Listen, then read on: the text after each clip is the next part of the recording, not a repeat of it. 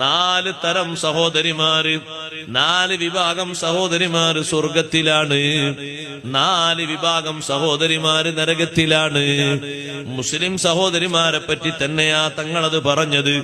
എന്നിട്ട് സ്വർഗത്തിൽ കടക്കുന്ന സഹോദരിമാരിൽ തങ്ങൾ എണ്ണി പറഞ്ഞു, ഇംറഅതൻ അഫീഫ ത്വാഅതൻ ത്വാഇഅതൻ ലില്ലാഹി വലിസൗജിഹാ,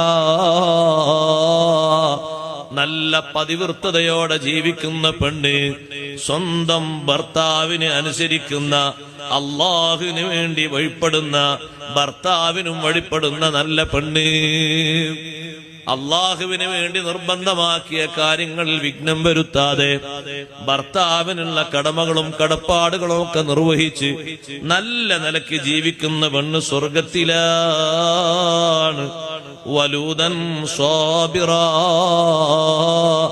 ആ പെണ്ണ് ധാരാളം മക്കളുണ്ട്, ക്ഷമയോടെ ജീവിക്കുന്ന പെണ്ണാണ്. ഖാനിയത്തൻ ബിൽ യസീരി മഅ സൗജിഹാ, ഉള്ളത് കൊണ്ട് ഭർത്താവിന്റെ കൂടെ തൃപ്തിപ്പെട്ട് കഴിയുന്ന പെണ്ണാണ്.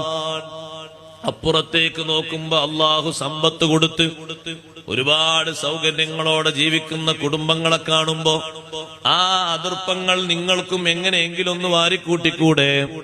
എനിക്ക് വാരിക്കൂട്ടാം, ഞാൻ അതിന് മാർഗങ്ങൾ എനിക്കുണ്ട്, ആ മാർഗങ്ങളിലേക്ക് ഞാൻ പോകുമ്പോ നീ സമ്മതിക്കുമ്പോ ഏതാ മാർഗം? അതിന് 1-2 കാര്യങ്ങൾ ഉപയോഗിച്ചാൽ മതി. ഒന്നുകിൽ മയക്കുമരുന്ന് വിൽപ്പന നടത്തിയിട്ട് ലക്ഷപ്രഭുവായാൽ മതി, അല്ലെങ്കിൽ പലിശ വാങ്ങിയിട്ട് കോടിപതിയായാൽ മതി, അല്ലെങ്കിൽ ഏതെങ്കിലും ലോട്ടറിയോ മറ്റോ നറുക്കോ കിട്ടിയിട്ട് ലക്ഷപ്രഭുവായാൽ മതി. അവിടെയാണ് ക്ഷമിക്കുന്ന പെണ്ണ് പറയുന്നത്, വേണ്ട, അള്ളാഹു നിങ്ങൾക്ക് നൽകിയ ഹലാലായ അനുയോജ്യമായ ജോലിയുണ്ടല്ലോ, അതിൽ നിന്ന് കിട്ടുന്ന തുച്ഛമായ വേതനം കൊണ്ട് തൃപ്തിപ്പെട്ട് ജീവിതം മുന്നോട്ട് പോകാം. അതേ സമയത്ത് ക്ഷമിക്കാത്ത പെണ്ണ് പറയും, എങ്ങനെ വന്നാലും വേണ്ടിയില്ല, ജീവിതത്തിന്റെ സർവ്വ അതിർപ്പങ്ങളും കൈക്കലാക്കി സുഖലോലുപതയിൽ ജീവിക്കേണ്ടതുണ്ട്, നിങ്ങൾ എങ്ങനെ സമ്പത്ത് കൊണ്ടുവന്നാലും എനിക്ക് പ്രശ്നമില്ല. സ്വർഗത്തിലെത്തുന്ന പെണ്ണിനെ പറ്റി നബി സല്ലല്ലാഹു അലൈഹി വസല്ലം പറഞ്ഞത്, ഖാനിഅതൻ ബിൽ യസീരി മഅ സൗജിഹാ, ഭർത്താവിന്റെ കൂടെ ഉള്ളത് കൊണ്ട് തൃപ്തിപ്പെട്ട് കഴിയുന്ന പെണ്ണാണ്. നിങ്ങൾ കണ്ടില്ലേ ഉമ്മഹാത്തുൽ മുഅ്മിനീൻ, നാളെ സ്വർഗത്തിലെ നേതാക്കളല്ലേ അവർ.